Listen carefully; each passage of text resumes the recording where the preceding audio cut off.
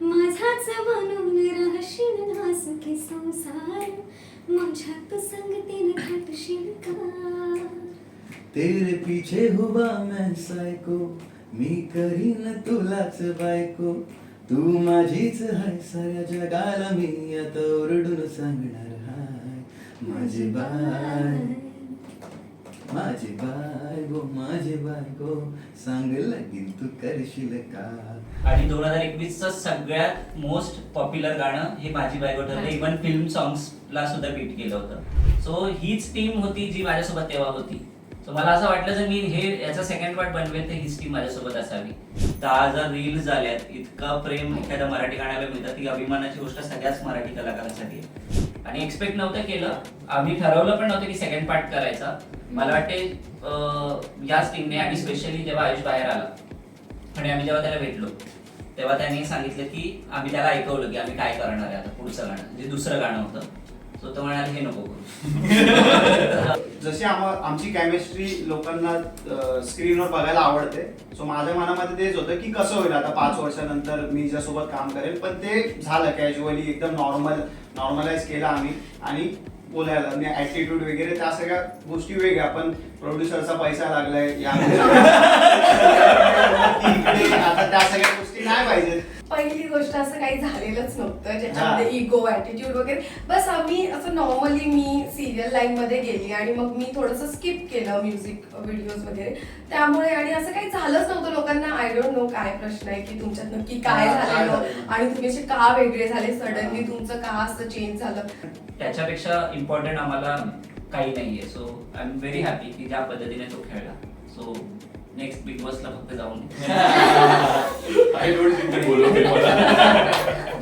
आणि जसं ते मुलाला गिफ्ट म्हणून, मुलाला गिफ्ट या छोट्या भावाला गिफ्ट पाहिजे असतं की 5 मार्चचं तुला काय गिफ्ट, हा मला गाणी देत राहतो म्हणजे 5 मार्चला. भले माझ्याकडून कुठल्याच अपेक्षा नसतात, पण त्याकडून मला हे असतं की दादा आता माझं गिफ्ट कुठे, आणि मग तो बोलतो की हे घे हे गाणं. सो त्यासाठी थँक्यू सो मच. पण पैसे पण देतो.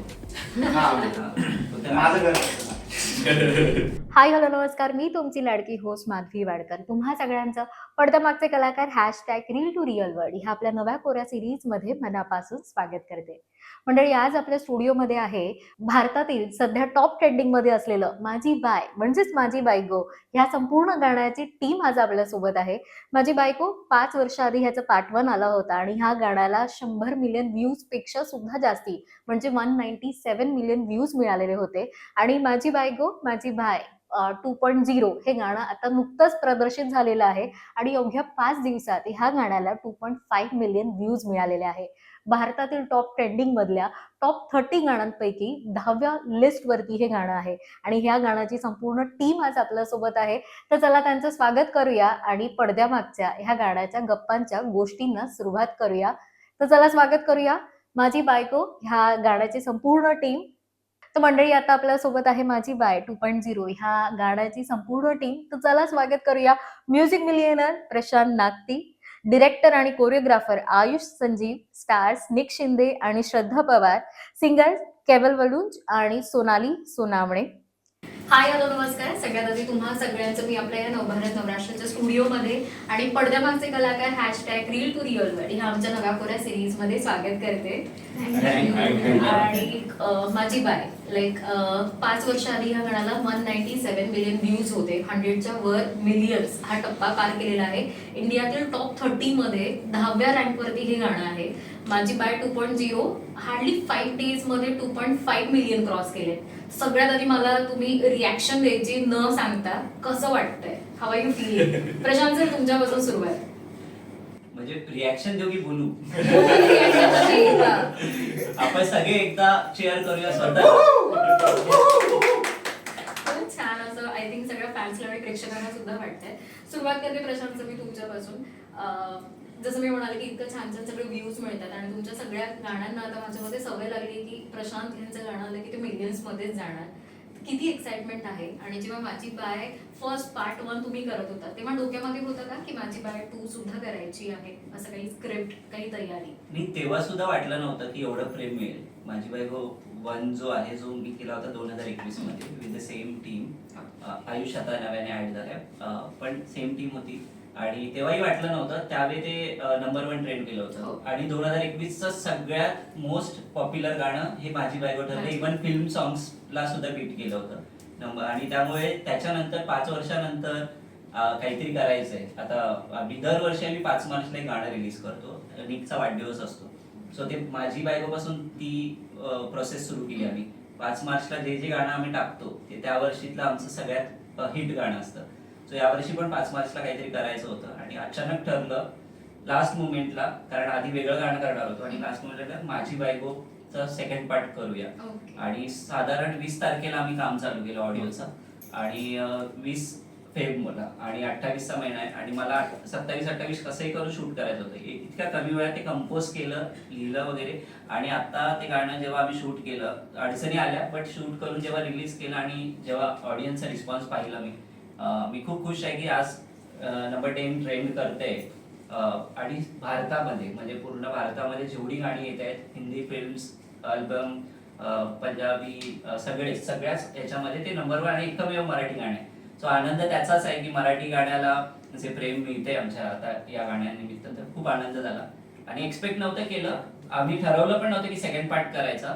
मला वाटते याच टीमने आणि स्पेशली जेव्हा आयुष बाहेर आला आणि आम्ही जेव्हा त्याला भेटलो तेव्हा त्यांनी सांगितलं की आम्ही त्याला ऐकवलं की आम्ही काय करणार आहे आता पुढचं गाणं, जे दुसरं गाणं होतं. सो तो म्हणाले हे नको करू, तर आपण दुसरं काहीतरी कर. आणि मग मी म्हणतो मग काय करू शकतो, तर माझी बायको 2 करायचं हे साधारण निक आणि आयुषने मला खुश केलं की नाही हे करूया आपण, होईल आपल्याकडून. आणि त्या दिवसापासून नेक्स्ट डेला मी कंपोज करायला सुरुवात केली. संकेत आणि केवल माझ्या प्रोसेसमध्ये सोबत होते, सोनाली पण होती. आणि नंतर मग ते गाणं जसं ऑडिओ झाला, इनिशियली बनवलं, ह्याला पाठवलं, सगळ्यांना खूप आवडलं की हेच करूया. आणि फायनली मग श्रद्धाला आम्ही रीच केलं की तू पुन्हा आपण काम करूया का. तर मग अशा पद्धतीने झालं आणि इथं प्रेक्षक 10,000 रील्स झाल्यात. इतकं प्रेम एखाद्या मराठी गाण्याला मिळतं ती अभिमानाची गोष्ट सगळ्याच मराठी कलाकारांसाठी आहे. फक्त मलाच नाही, जे गाणी करतायत मराठी इंडस्ट्रीमध्ये, अल्बम करत असतील, फिल्म करत असतील, सगळ्यांसाठी चांगलीच गोष्ट आहे. सो खूप आनंद आहे त्या गोष्टीचा. मी म्हणत थँक्यू आयुषला आणि मी तुम्हाला सुद्धा, कारण माझी बायको जेव्हा पार्ट 1 आला होता आणि जेव्हा एंडिंग ते बोलतो ना अधुरी एक कहाणी, असा तो सीन होता, तेव्हा सगळ्यांना वाटत होतं की ही कहाणी पूर्ण व्हावी आणि पार्ट 2 मध्ये ही कहाणी पूर्ण होते. सो छान वाटलं की हा पार्ट 2 येतोय. मी विचारेन की हीच टीम पुन्हा सोबत आणि हा बॉन्डिंग कसा आहे तुमचा ह्या टीम सोबत? कारण जेव्हा 2021 मध्ये आम्ही रिलीज केला होता ना, तेव्हा ह्याच टीमने, कारण आम्ही तेव्हा खूप नव्याने काम सुरू केलेलं. म्हणजे मी 19-20 मध्ये आम्ही केलेले आमची काही गाणी हिट पण होती त्यावेळी. बट माझी बायको हे माझं पहिलं असं गाणं होतं जे प्रोफेशनली शूट झालं. म्हणजे त्याच्या आधीचे गाणी जे होते की नव्याने होतो आणि आम्हाला असा बॅकअप नाहीये म्युझिक व्हिडिओज बनवण्याचा. बट 19-20 मध्ये आम्ही काही गाणी केली ती हिट झाली. आणि मग आमचं 21 मध्ये जे पहिलं गाणं आम्ही जे टाकलं गर्लफ्रेंड नसताना, ते हिट सुपरहिट झालं. त्याच्यानंतरचं गाणं 5 मार्चला टाकलं तर त्यापेक्षाही सुपरहिट, म्हणजे ते ब्लॉकबस्टर झालं, कारण आता 200 मिलियन व्ह्यूज होत आहेत त्या गाण्याला. सो हीच टीम होती जी माझ्यासोबत तेव्हा होती. सो मला असं वाटलं जर मी याचा सेकंड पार्ट बनवेल तर हीच टीम माझ्यासोबत असावी.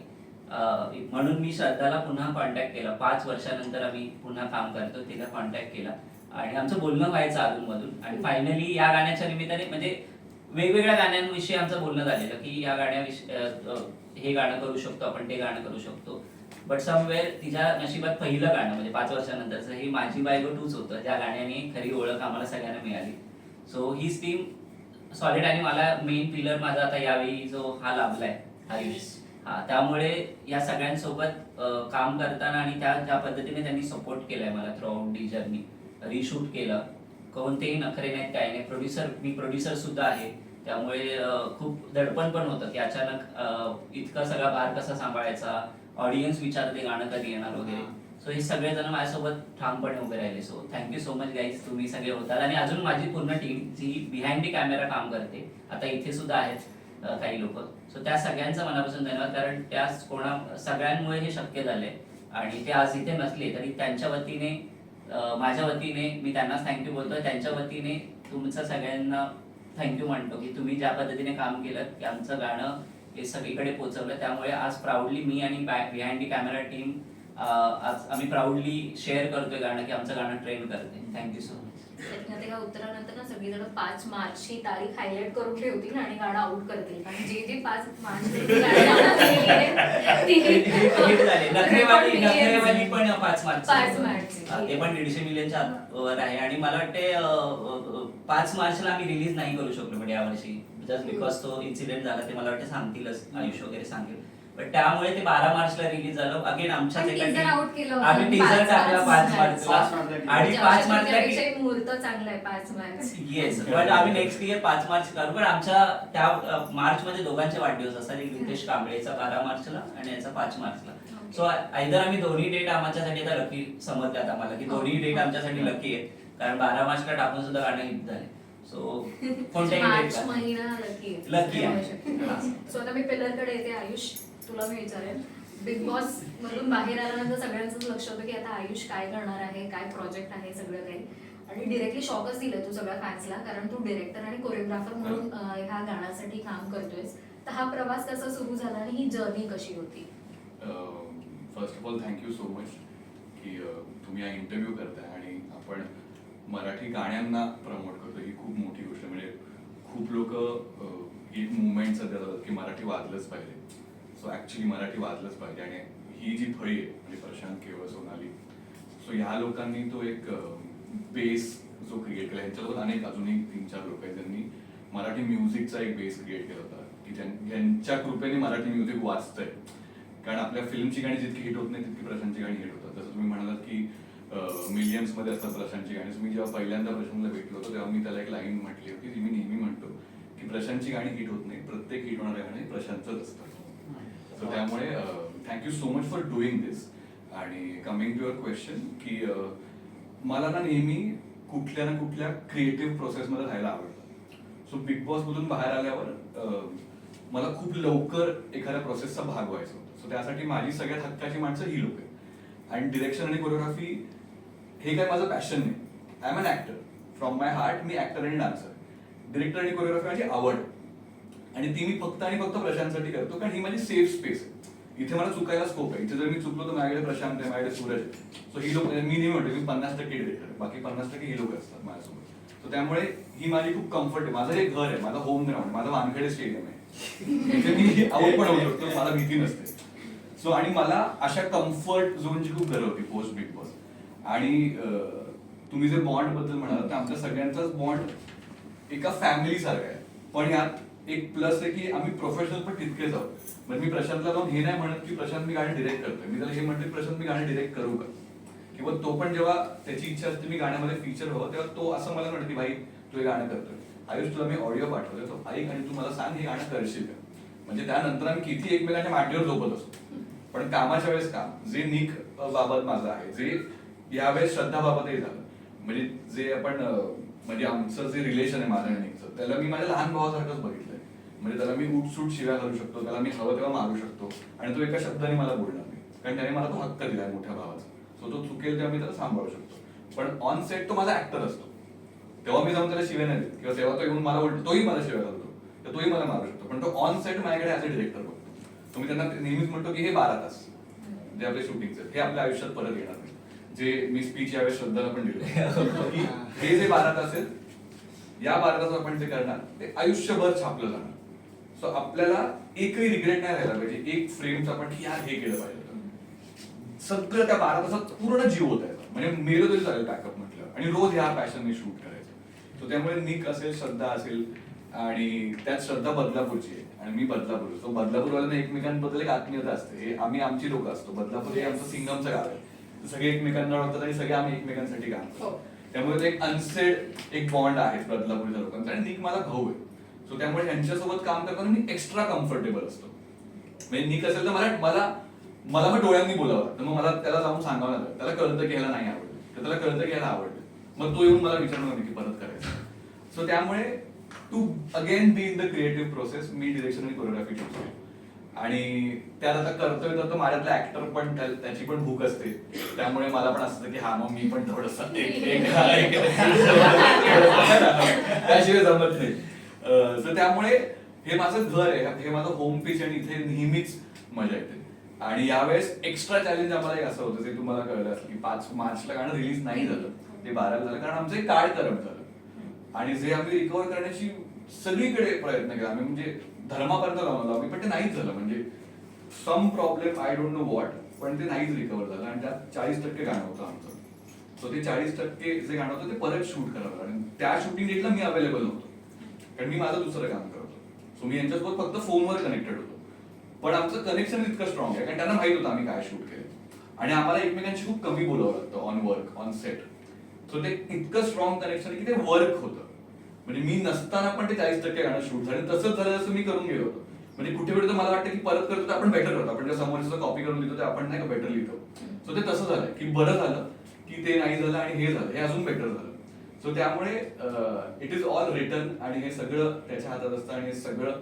सुरळीत झालं 12 तारखेला गाणं आलं 5ला नाही आलं पण ज्या स्पीडला आणि ज्या पेसला आय फील आपण हे गाणं जे हिट होतंय सो हा आमचा फास्टेस्ट आहे टू रीच 10K किंवा टू रीच 1 मिलियन आणि जर तुम्ही पाहिलं तर या गाण्यात मी ट्राय केलंय ऍज डिरेक्टर की जे माझी बायकोचे जे फॅन्स आहेत त्यांना ते एक सॅटिस्फॅक्शन त्यांना जस्टिस मिळावं त्यांना तो एक रिवॅम्प मिळावा म्हणून आम्ही पिठाचा फॅक्टर जो ठेवलाय तो त्याच्याने जे जुने फॅन्स आहेत त्यांच्या असं नॉस्टॅल्जिया की अरे हा हे होतं आणि जी अशी ती हुरहुर राहिली होती अरे यार ये दोनों साथ में क्यों नहीं जे तुम्ही म्हणाल सो ते मी स्वीट डिश तुम्हाला दिली एंडला की लग्नच करून टाकूया लोकांचं आणि प्लस केवळ आणि सोनाली बद्दल पण की जेव्हा मला माहिती की जर गाणं केवळ आणि सोनालीने गायलं ना मग ते हिट होणार माझ्या प्रेशर नाही सो मी इतक्या कमी प्रेशर मध्ये काम केले इथे सो माझ्यासाठी हे खूप एक कम्फर्टेबल जॉब होता माझ्यासाठी मी लोकेशन बद्दल विचारते खूप सुंदर लोकेशन आहे आय थिंक सगळ्या कोकणातलं लोकेशन आहे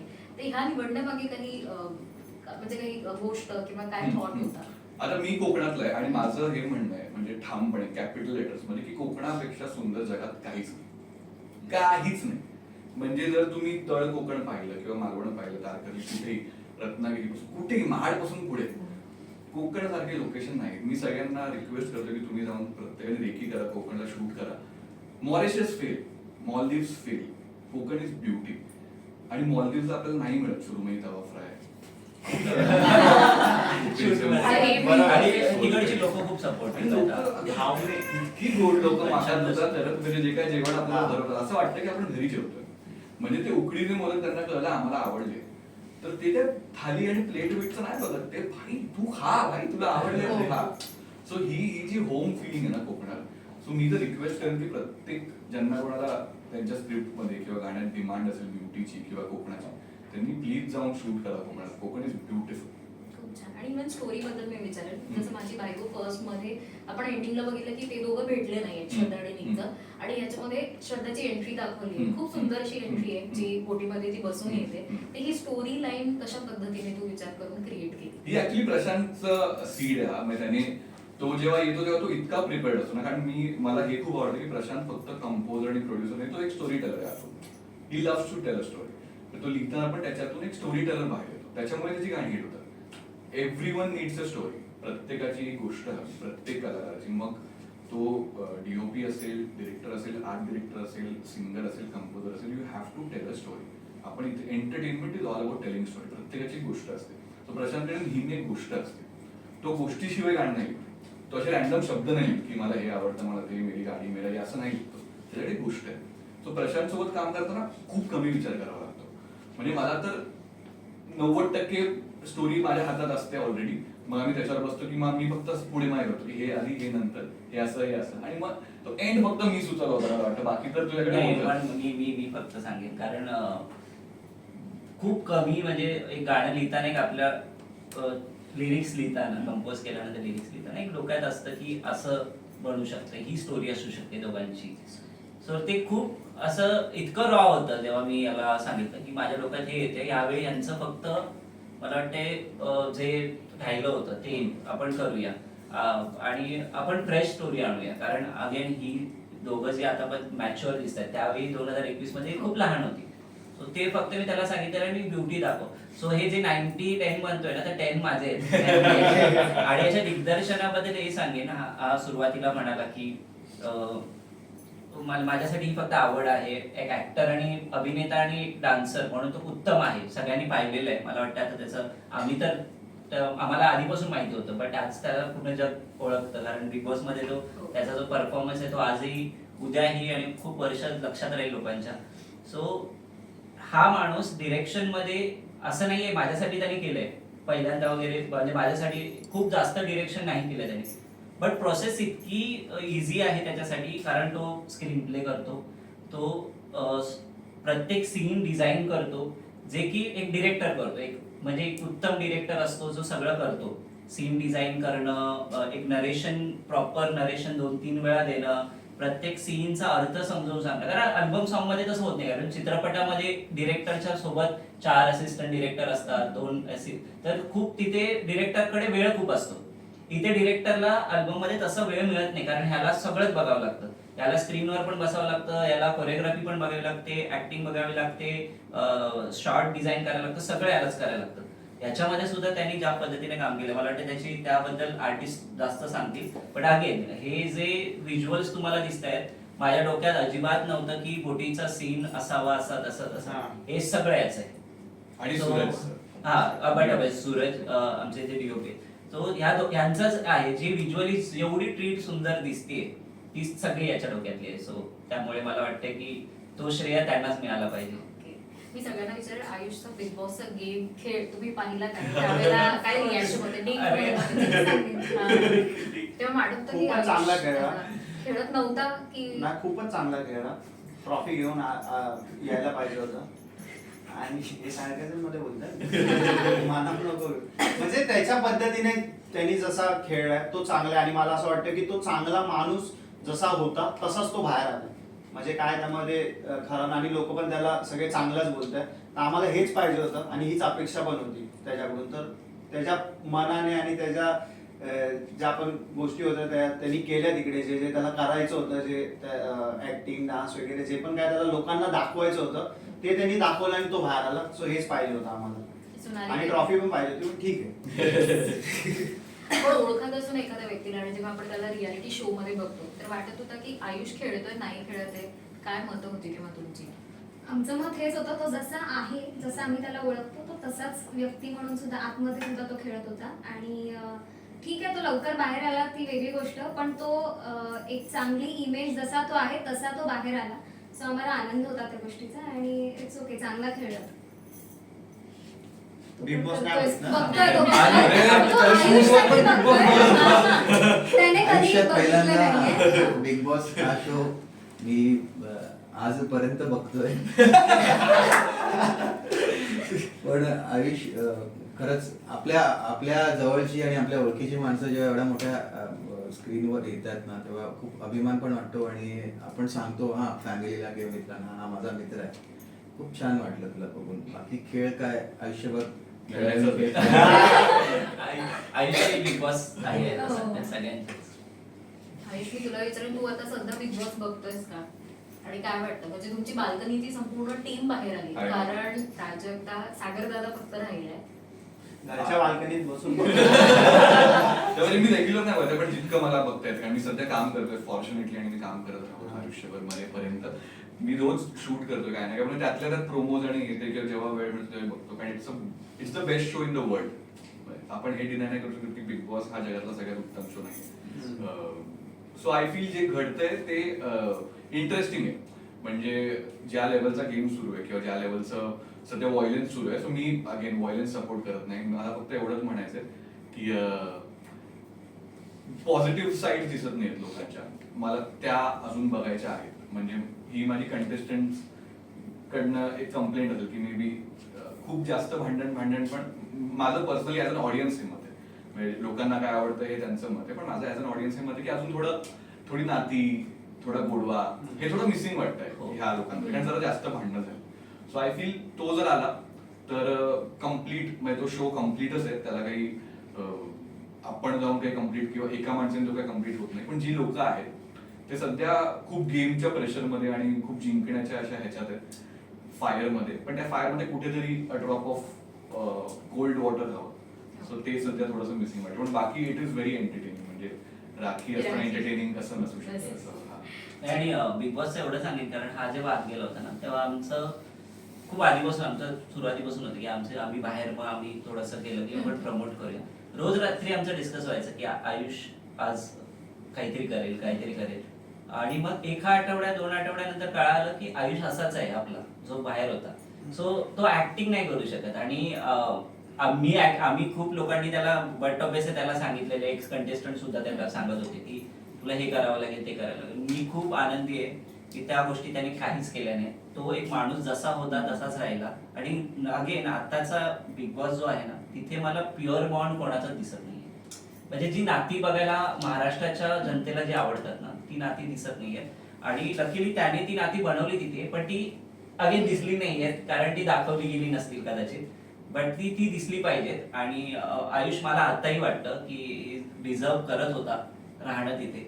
जर तो आजारी नसता तर आज आम्हाला खूप आनंद झाला असता. आम्ही कारण बाहेरून खूप मी निक आम्ही सोनाली वगैरे आम्ही सगळे प्रमोट करत होतो. आम्ही सगळेच चिन्मयी होती आम्ही सगळे जण इतकं प्रमोट करत होतो. अगेन लतिका पण होती आणि सो ते वाईट वाटलं की तो बाहेर आला. बट जेव्हा तो बाहेर आला ना त्याची अवस्था बघितली ना तर समाधान वाटलं की नाही हा राईट टाइमला बाहेर आला. कारण अजून काही दिवस राहिला असता नंतर त्याने मला सांगितलं की त्याला इंजुरी वगैरे जी झाली.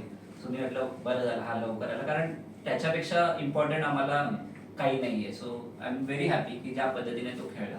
सो नेक्स्ट बिग बॉसला फक्त जाऊन आय डोंट थिंक ते बोलवतील मला.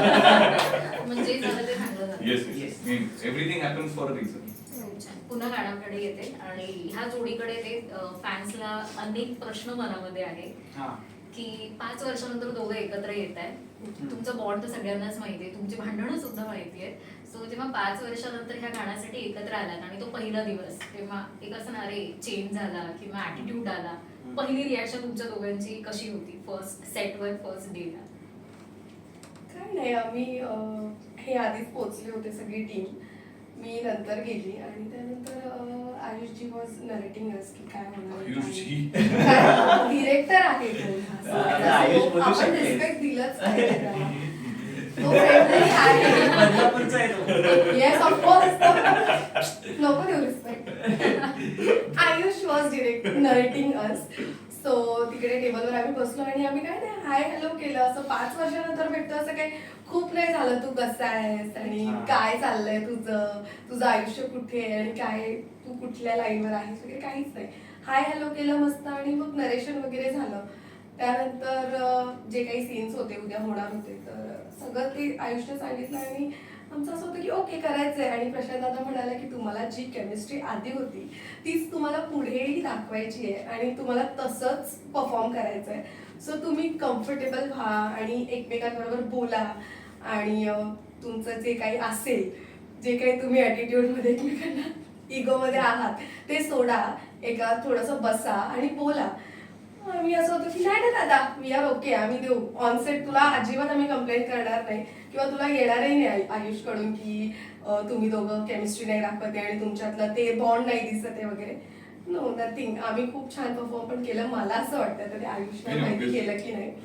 बट येस अगेन असं काही नव्हतं की म्हणजे झालं काय झालं कसं झालं ते का तू बोललास किंवा मी का अशी बोल असं काहीच नाही. आम्ही एकदम नॉर्मली कॅज्युअली जसं होतं तसंच बोललो.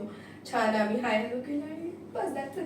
पण मेन प्रश्न राहिला इगो आहे की इगो दाखवला तुमची पहिल्यांदाच असं नाहीये असं नाहीये. आता नाही. म्हणजे जशी आमची केमिस्ट्री लोकांना स्क्रीनवर बघायला आवडते. सो माझ्या मनामध्ये तेच होतं की कसं होईल आता 5 वर्षानंतर मी ज्यासोबत काम करेल. पण ते झालं कॅज्युअली एकदम नॉर्मलाइज केलं आम्ही आणि बोलायला म्हणजे ऍटिट्यूड वगैरे त्या सगळ्या गोष्टी वेगळ्या. पण प्रोड्युसरचा पैसा लागलाय या आता त्या सगळ्या गोष्टी नाही पाहिजेत.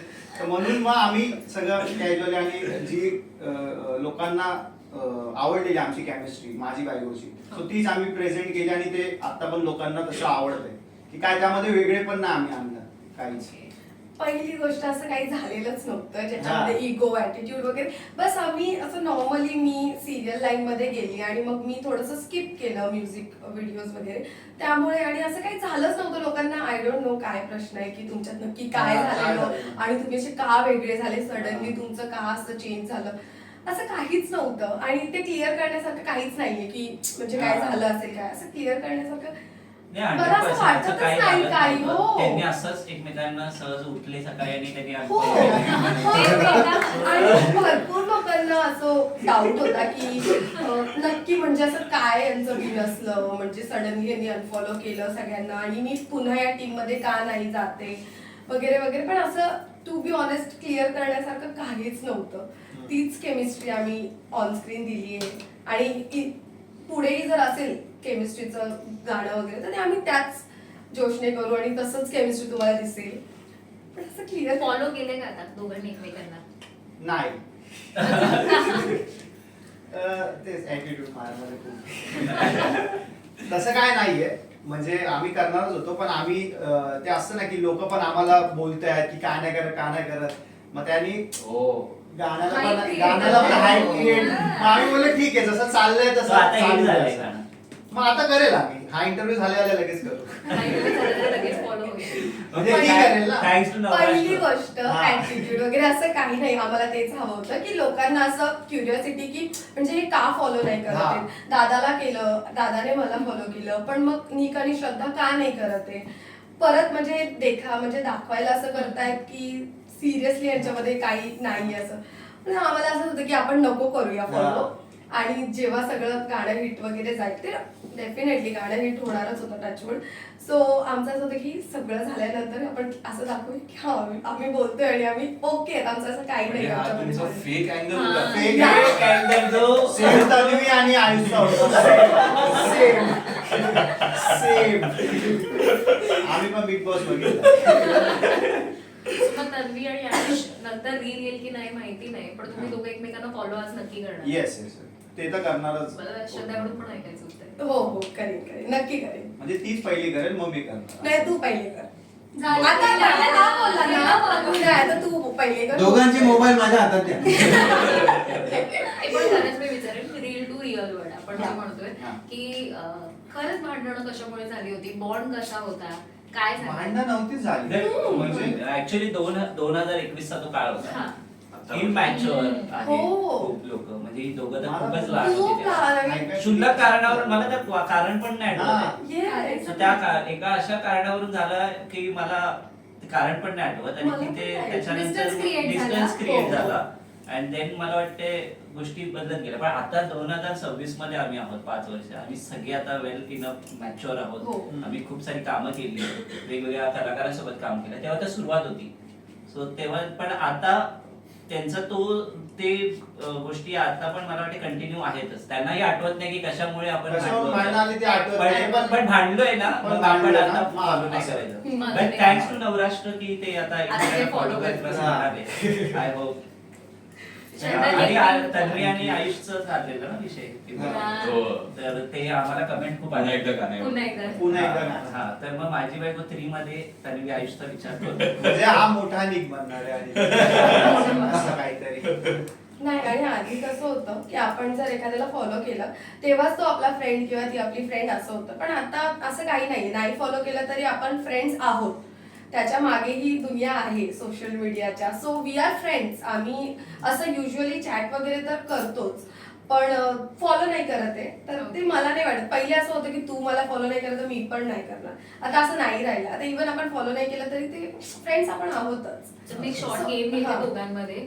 तुला निक बद्दलच्या 3 चांगल्या गोष्टी सांगायच्या 3? आणि खूप 3 आहे. चांगल्या गोष्टी खूप आहे. आणि निक तुला श्रद्धा बद्दलच्या दोन. आणि सेम 3 एक ना, एकच ना. एकच सांगू शकते मी. पण असल्या तर पाहिजे ना तरी चांगल्या गोष्टी. हे कमाय आहे. कोण आधी सांगणार चांगल्या तू गोष्टी सांग पहिले मग मी त्या अकॉर्डिंग सांगेन. म्हणजे ऍज अ को ऍक्ट्रेस ती खूप सूट करते आणि ती चांगली दिसते स्क्रीनवरती. ती एक गोष्ट आहे. आणि दुसरी एक गोष्ट आहे की जो म्हणजे काही ज्यांच्या सोबत काम केलंय, मुलींसोबत काम केलंय. So ओके, मी त्यांना- म्हणजे इतर आवडत नाही तर ही नाही म्हणजे अरे हे पूर्ण पूर्ण पूर्ण बोलला. त्याचा मुद्दा त्याला मांडू द्या मांडू द्या. ना. तो काय बोलला की तुम्हाला इतर ज्या जे मुली मुली आहेत, आहेत, इतर ज्या Please मुली guys, आहेत. माझ्याकडे गोल्डन राशन कार्ड आहे, मला बोलू द्या. ठीक आहे. सो मी ज्यांच्या सोबत पण काम केलंय सो मी कधी त्यांना सजेशन देतो की अरे असं कर तसं कर हे कर ते कर. तर त्या ऐकत नाही. त्यांचं असं असतं की अरे भाई आम्ही पण काम केलंय आम्हाला माहिती आहे. सो ही एक आहे आणि अजून पण खूप साऱ्या आहेत. आहे. म्हणजे तसं नाही झालं. अरे खूप साऱ्या म्हणजे 2-3 बाकीच्या 2-3 तर त्यामध्ये पण ही येते. तर तसं ऐकून घेते की काय सजेशन असेल ना तर ती ऐकून घेते, हो बाबा तसं आपण करूया. सो ही एक गोष्ट. आणि तिसरी गोष्ट काय आहे तूच सांग. तुला सांगायचं आहे. मला सांगायचंय. तिसरी गोष्ट जरा विचार करावा लागतोय. तिसरी गोष्ट हीच आहे जी नोकझोक आहे आमच्यामधली, ती एक मला चांगली वाटते की ती ऑडियन्सला पण चांगली वाटते आमच्यामध्ये जी पण काय चालू असते. सो ती एक एवढ्या वर्ष सांगायचं तिची- म्हणजे मग नाही. तुझ्याबद्दल आम्ही काय अरे तिच्या दोन बद्दल काही सांगतो, माझ्या चांगलं काही सांगतो. त्यांना क्या चाहते हो. अरे नाही काय तसं नाही, त्या अँगल मध्ये नाही बोलत आहे मी हा ठीक त्या आहे performance पर्सन बद्दल. म्हणून ती चांगली आहे. ओके, आणि वाईट गोष्टी कुठल्या वाटतात त्या सुद्धा वेगळं वेगळ्या. कसं सांगतो? तो वाईट वाईट गोष्टी आहेत खूप. दोनच वाईट गोष्टी. काय वाईट गोष्टी आता मी एवढ्या वर्षानंतर तिच्यासोबत काम हो. केलं, ह्या गोष्टी बोललोच नाही कधी. हो. आम्ही फक्त कामाचं बोललो आणि हो. आज आता ते- असली कंटेंट इधर आहे. हा मला मी वाईट नाही वाईट नॉमिनेशन नाही, वाईट नाही. माझ्यात वाईट गोष्टच नाहीये कुठलीच हेच वाईट. हेच आयुषने केलं होतं तिकडे. गुड बुक्स मध्ये यायचं Good books प्रयत्न. मध्ये- Good books मध्ये यायचा प्रयत्न प्रयत्न. करा. तो सांगतोय थांबा. ऍटिट्यूड इगो अजून काय काय आहे? काय ऍटिट्यूड कुठला इगो काही पण काय एवढं जाणूनच नाही घेतलं हो. म्हणजे की काय ठीक आहे, सांगू? 5 वर्षापूर्वी काय तसा. आधीचं? तेव्हा तर जाणत होता. आणि तेव्हाचं काय आठवण भांडण कुठून झालेली ते आठवत नाही, ते मला आठवत असं नाही. काही तुला वाटतो की आधीची श्रद्धा आणि 5 वर्षानंतरची श्रद्धा हा चेंज तर झालाय म्हणजे सगळ्याच गोष्टीमध्ये चांगलं किंवा वाईट? चांगला बदल झालाय. पहिला आम्ही खूपच लहान होता, आमचे मेंटॅलिटी लहान होती तेव्हा. खूप छोट्या छोट्या गोष्टीवरून राग यायचा यायचा, पण आता मॅच्युअर झालोय सगळेच म्हणजे टीम मधले सगळेच. सो ऍज अ पर्सन म्हणून तिने आता जे चांगलं काम केलं, चांगला जो बॉन्ड तयार केला सगळ्यांसोबत, ती एक चांगली गोष्ट आहे. चौथी वाईट तर चांगली गोष्ट नाहीच आहे म्हणजे मला तर वाईट काय वाटली ना असती तर मी पहिलं वाईटच बोललो असं, नंतर मग चांगले बोललो असं. असं श्रद्धा, तर तुला 3 चांगल्या गोष्टी आणि 2 वाईट. टू बी ऑनेस्ट मी चांगलाच होतो पहिल्यापासून. नाही, आधी पण तो छानच होता ऍज अ पर्सन आणि अजूनही तो तसाच आहे. त्याच्यात काही बदलाव नाहीये. आधी पण तो तितका चाइल्डिश होता, म्हणजे बिहेवियरने तो मॅच्युअर आहे, म्हणजे मॅच्युअर आहे मेंटली तो, पण बिहेवियरने तो थोडासा चाइल्डिश आहे. तो तसाच आहे आणि he is a very good person. आणि ही फर्स्ट गोष्ट झाली. आणि सेकंड, ऑनसेट जेव्हा कधी मला असं वाटलं की अरे मी व्यवस्थित आहे ना, माझे केस वगैरे व्यवस्थित आहे, आणि तिथे पटकन मेकअप आर्टिस्ट नसतात, तर मी ह्यालाच विचारते की केस वगैरे व्यवस्थित आहेत ना माझे, तो लगेच असं बघतो, हो हो बरोबर आहे बरोबर आहे असं. तर तो त्या ऍज अ को ऍक्टर तो खूप छान आहे. आणि तिसरी गोष्ट म्हणजे तो शूटिंगच्या वेळेस ऑन टाइम असतो, तो लेट नाही करत, किंवा टेकच्या वेळेस पण तो खूप सारे टेक्स नाही घेत, तो खूप कोऑपरेट करतो शूटच्या आणि तो वेळेस. सगळ्यात पंक्च्युअल. Punctual, timing. हो, आणि तो खूप कॉपरेट करतो. असं नाहीये की आता हा सीन जर त्याला म्हणजे करायचा नाहीये तर तो असं नाही करत की मी हे करणार नाही, मी करेन, मी ट्राय करेन, पण मी करेन. He is a very good actor, म्हणजे को ऍक्टर. मला तर गुड पर्सन, गुड ऍक्टर. आणि वाईट गोष्टी म्हणजे ना तो गोष्टी भरपूर आहेत, आपण आता 2च सांगायच्या. 2च्या वर सुद्धा थांबू शकते. वाईट गोष्टी म्हणजे तर मी बोलू शकते की आय डोंट नो, शिव्या खूप देतो. हो, बोलूच शकतेस. बोलू शकते ना. हा, तर तो कोण वाईट नाही शब्द देत? खूप कोण नाही वापरतो देत? ऑन कोण नाही सेट, देत? इव्हन ऑन सेट सुद्धा. आणि नाही ते तर मस्करीच असते. हा, मस्करी करतो हा डेफिनेटली. हा नाही बोलला मला, हा नाही बोलला. मस्करीच्या शिवाय तो पण येस येस, आपण तर बोललो मला. एकमेकांना. मग ते कुठेतरी मला असं होतं की अरे, आयुष नाही देत. हा हा, निक. तर मग ते फक्त बाकी अशी दुसरी गोष्ट वाईट नाहीये, काहीच नाही, एकच गोष्ट. ओके. तुमच्या जोडीला अँग्री बर्ड की टॉम अँड जेरी कुठला टॅग छान सूट होईल? Tom and Jerry. Chhota Bhim.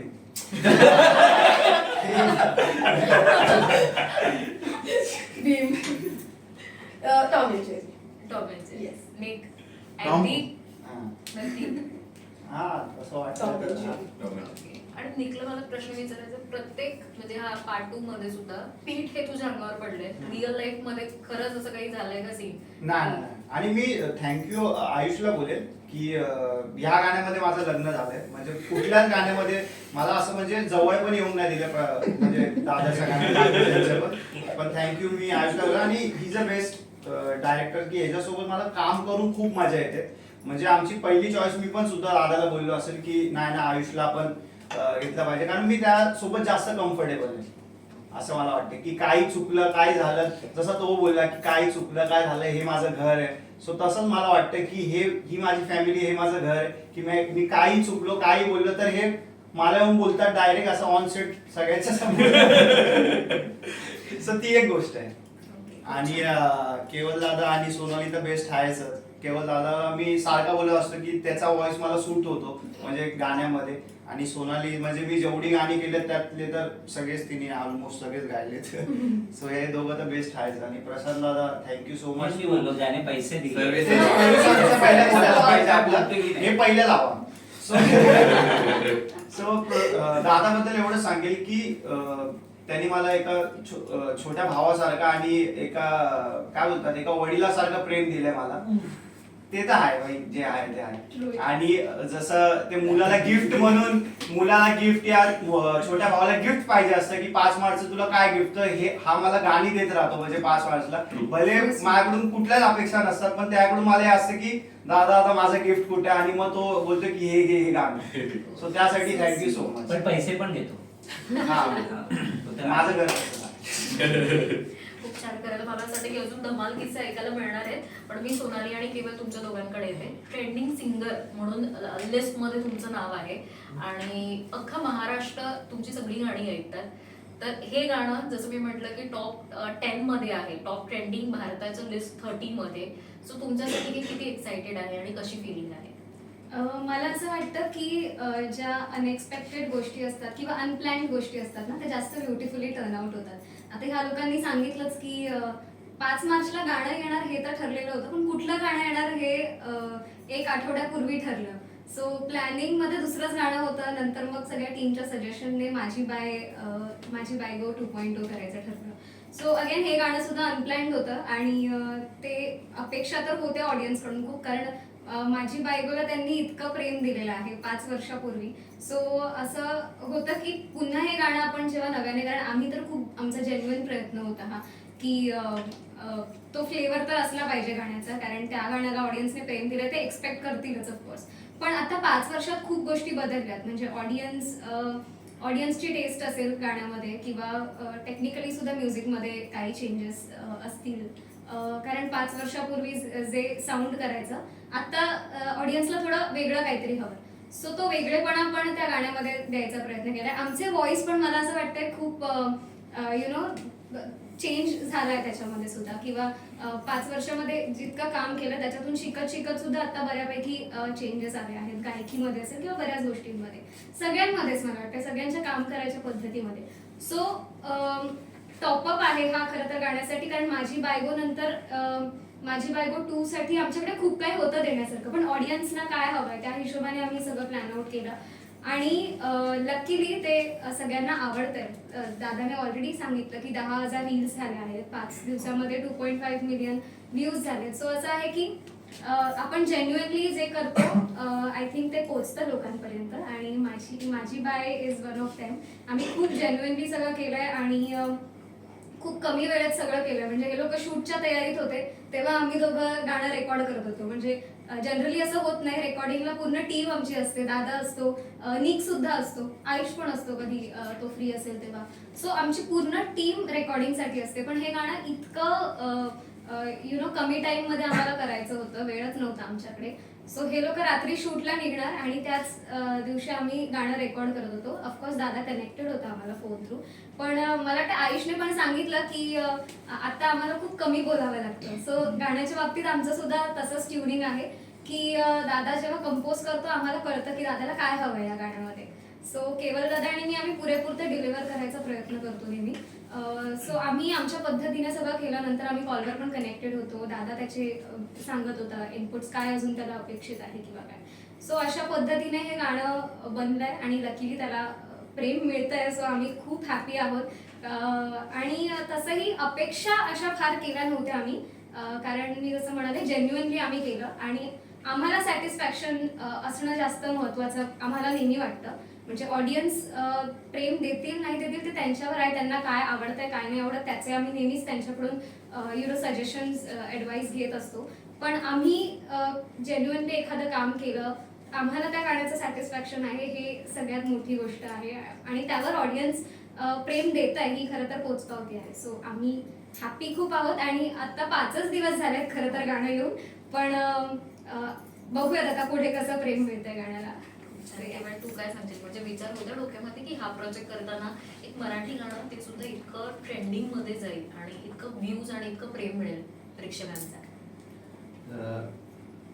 माझी बायको जे 2021 मध्ये गाणं रिलीज झालं होतं त्याचा एक प्रेशर होताच की एवढं मोठं गाणं आहे आणि अजूनही लोक ऐकतात, मला अजूनही त्या गाण्याने ओळखतात.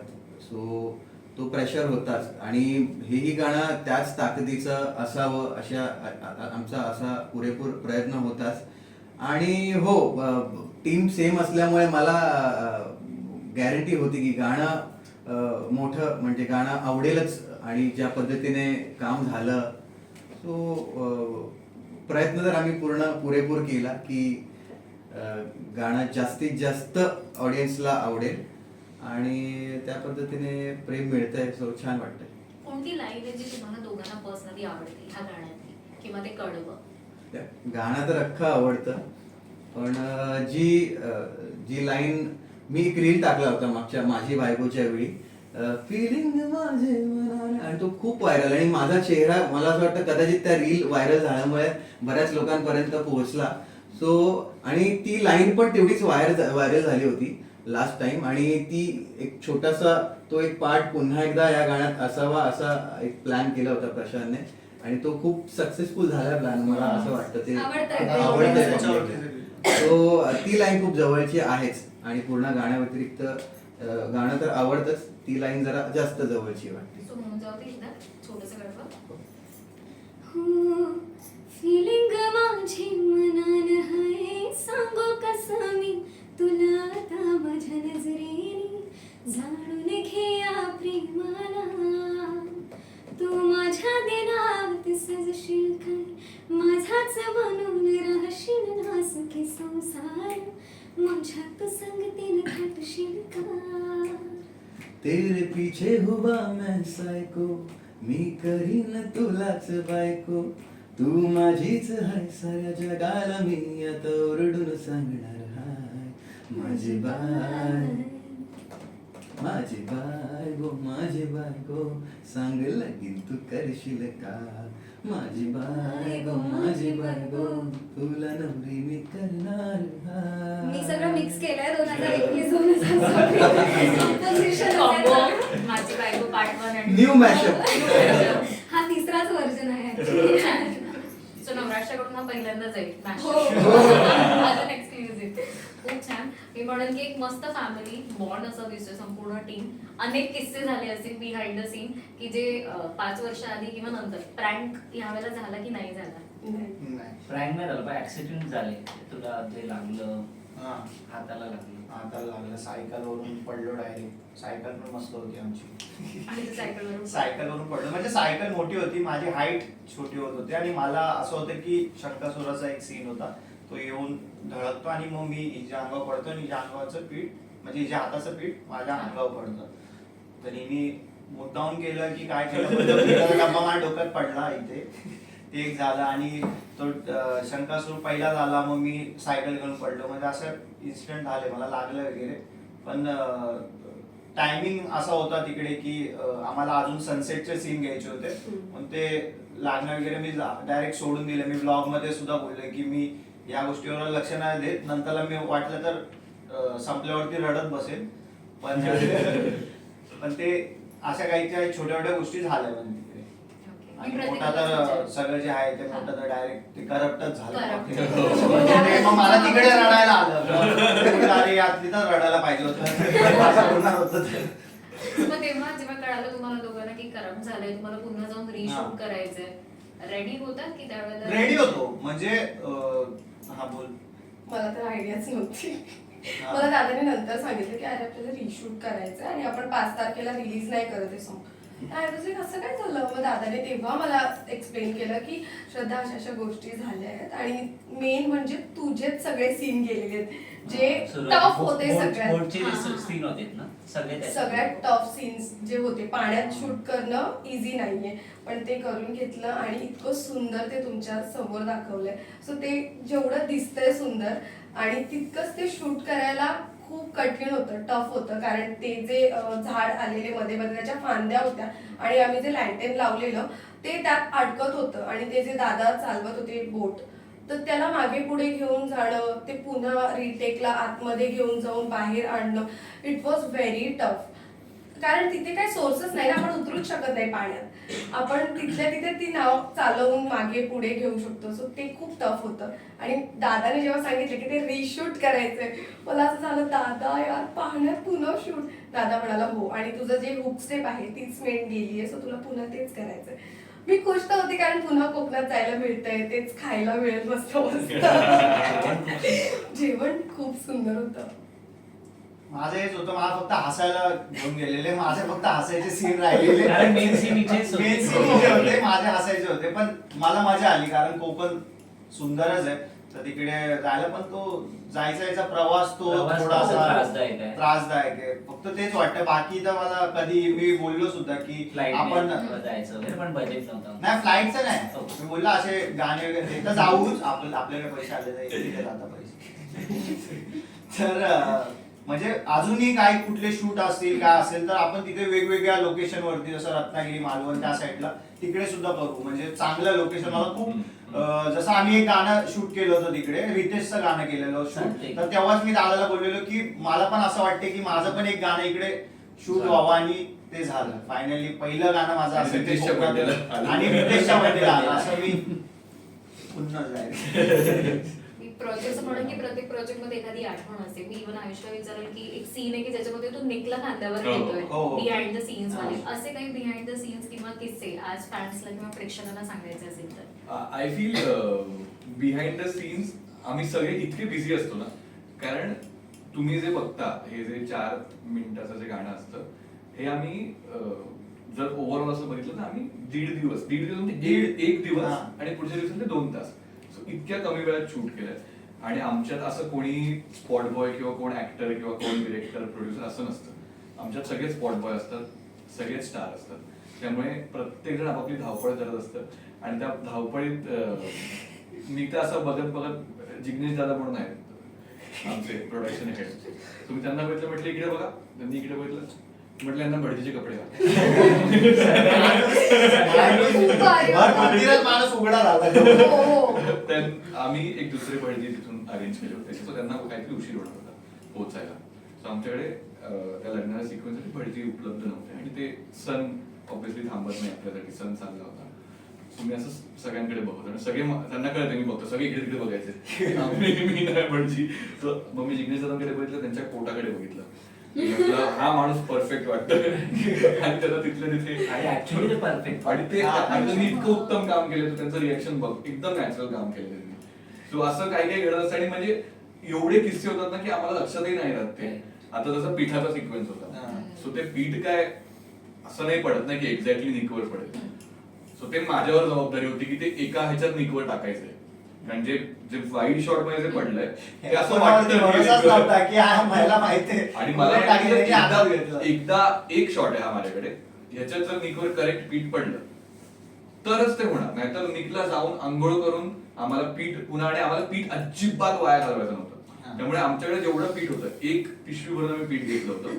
तेही पीठ आम्ही वी मेड शुअर की ते असं चांगलं किंवा कोणाच्या घरातलं ते असं वेस्ट म्हणजे थोडं खराब झालेलं असं पीठ वापरलं होतं की अन्नाची नासाडी झाली नाही पाहिजे आणि त्यामुळे पिठाचा रिटेक झाला नाही पाहिजे. हे बिग बॉस म्हणजे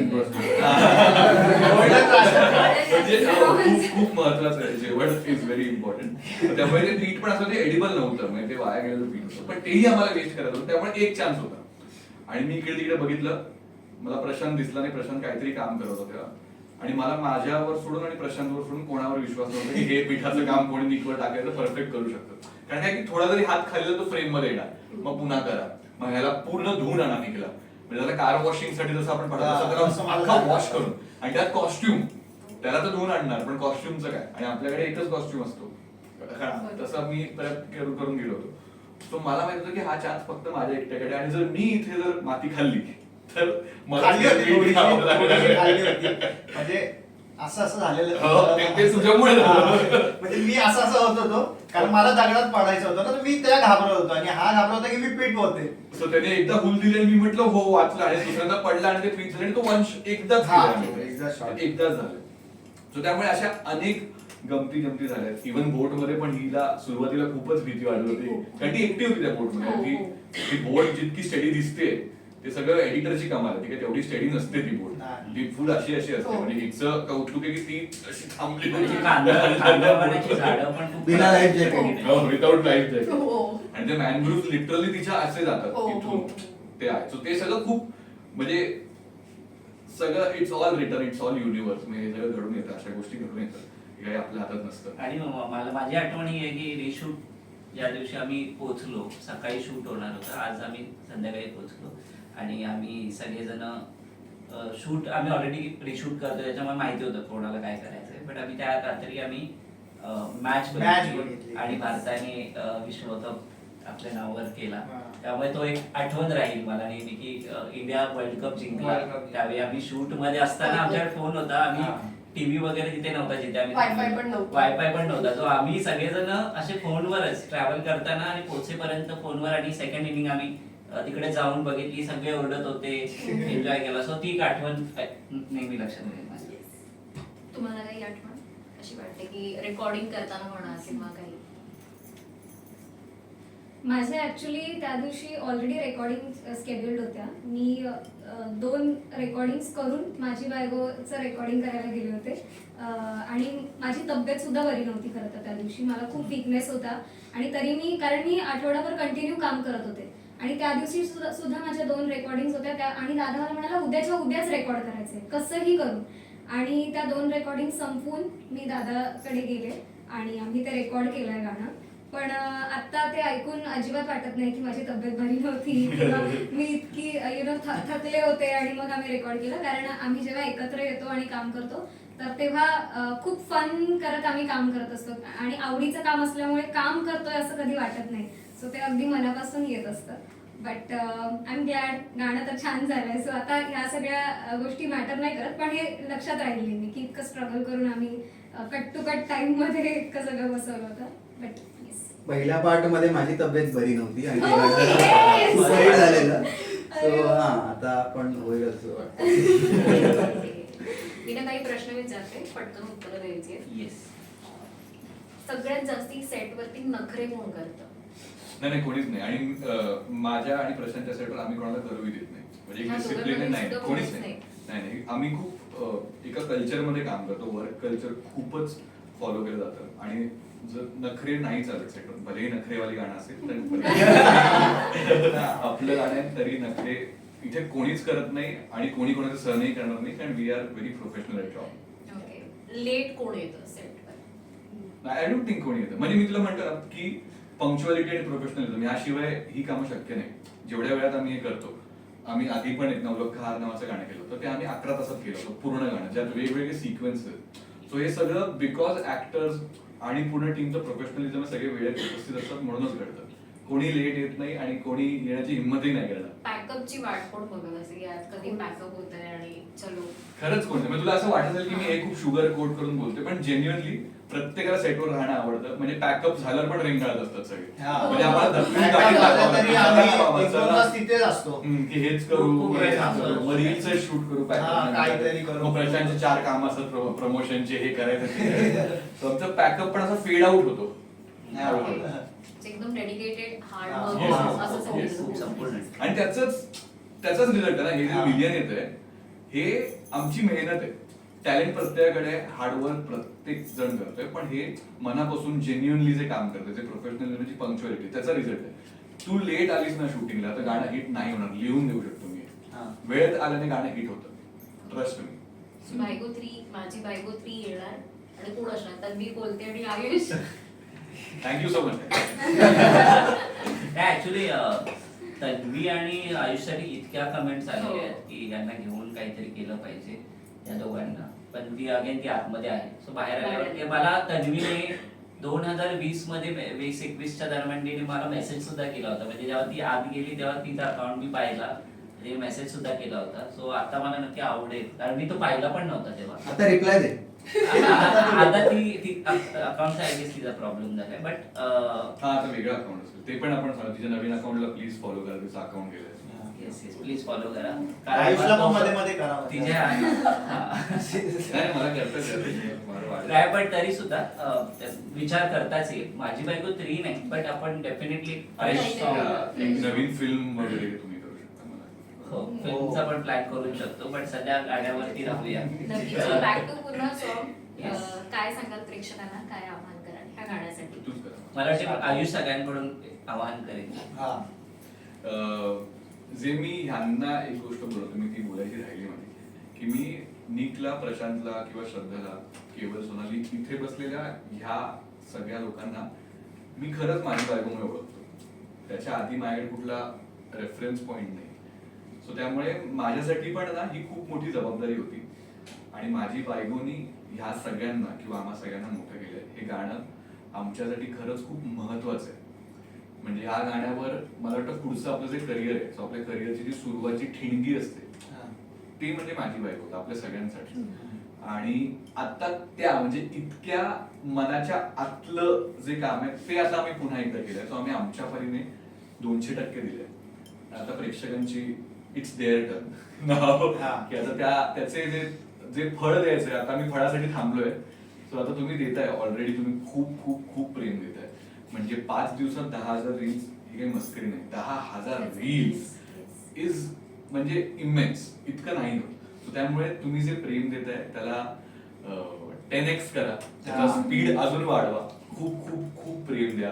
गाणं शेअर करा, तुमचं गाणं समजून शेअर करा. हे मराठी गाणं आहे आणि मराठी खरंच वाजलंच पाहिजे. आमच्या मनापासून तुमच्या मनापर्यंत पोहोचलेलं हे काम आहे. त्यामुळे जे प्रेम दिलं त्यासाठी खरंच खूप धन्यवाद. आणि आम्ही उपाशी आहोत तुमच्या प्रेमासाठी, त्यामुळे अजून अजून अजून प्रेम देत राहा. श्रद्धाने 5 वर्षानंतर पुन्हा एकत्र दिसताय, अजून सुद्धा पुढे असे प्रोजेक्ट मध्ये एकत्र दिसताय. नक्कीच नक्कीच नक्कीच करू. हो काय सांगणार तुम्ही सुद्धा फॅन्सला? फॉलो तर करणार आहेत आता? हो फॉलो करणार आहे. तर जसं तुम्ही माझी बायकोला प्रेम दिलं, आमच्या जोडीला प्रेम दिलं, तसं आम्ही पुन्हा एकदा घेऊन आलो तीच जोडी, तेच गाणं, पण थोड्या वेगळ्या व्हर्जनने. तर एवढंच सांगेल की जसं माझी बायकोला तुम्ही प्रेम दिलं तसं याही गाण्याला प्रेम द्या, भरभरून प्रेम द्या. आणि अजून पाहिलं नसेल तर बघा. सो एकसाथ जोरदार माझी बायको पुरे खूप काय पिप्पे पिप्पे पुरे. पुरे. चिअर्स माझी बाय. चिअर्स टू माझी बाय. चलो थँक्यू. 3 cheers for माझी bye. Heap heap heap heap heap. House is yours. Hi sir. Thank you खूप छान वाटलं गप्पा मारून. Same here. मस्त. All the best. Thank you Thank you. Thank you thank you. तर मंडळी, याचा हा भाग तुम्हाला कसा वाटला, आमच्या ह्या गप्पा तुम्हाला कशा वाटल्या हे आम्हाला कमेंट्स करून नक्की कळवा. अशाच नवनवीन भागांसोबत आणि मुलाखतींसोबत पुन्हा भेटत राहूया. तोपर्यंत आपल्या नवराष्ट्र ह्या YouTube चॅनलला लाईक, सबस्क्राईब आणि शेअर करायला विसरू नका. धन्यवाद.